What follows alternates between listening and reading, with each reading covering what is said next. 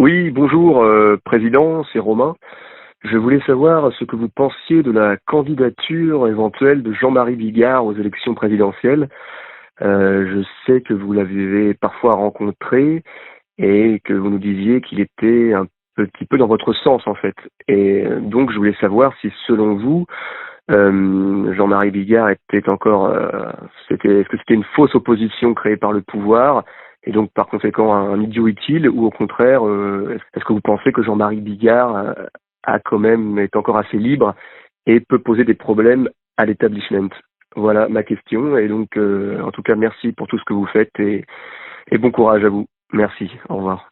Oui, alors là c'est pareil, j'aime bien qu'on me pose des questions sur des gens parce que il se trouve que c'est pratiquement tous des gens que j'ai connus personnellement, fréquentés, donc c'est toujours bien de pouvoir parler des gens, pas seulement à travers l'image que les médias en produisent, mais en pouvant recouper ça avec des vrais échanges. Donc j'ai croisé Bigard plusieurs fois dans ma vie.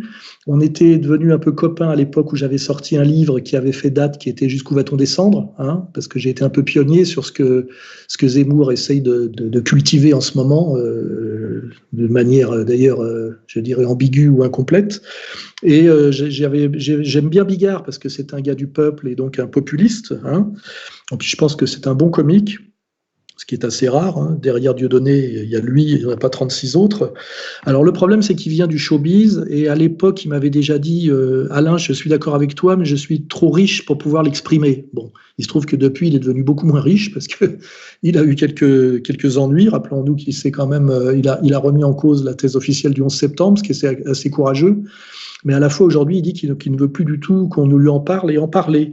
Donc c'est un type qui a des velléités d'opposition politique radicale, je l'en félicite, mais qui est coincé par le fait qu'il est quand même, il a un pied encore dans le showbiz et qu'il faut qu'il soit invité par Hanouna pour pouvoir encore exister.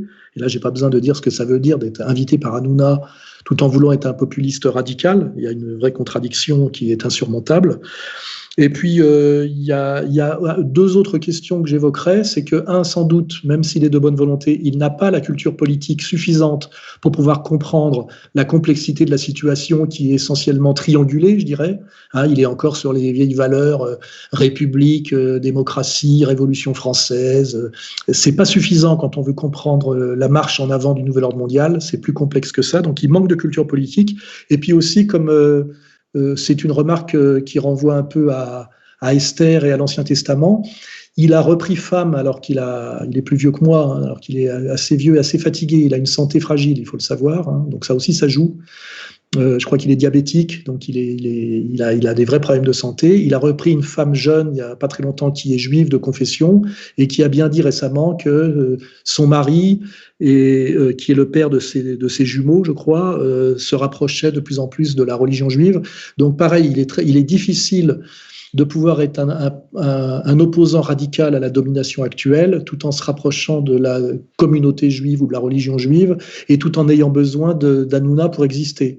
Et c'est là qu'on voit que Bigard est un peu en zigzag, c'est-à-dire que tantôt il exprime réellement sa colère et sa solidarité avec le peuple, et puis tantôt il revient à la dure réalité de sa réalité, où il est quand même, il a un peu ce qu'on pourrait appeler un fil à la patte, hein, voilà.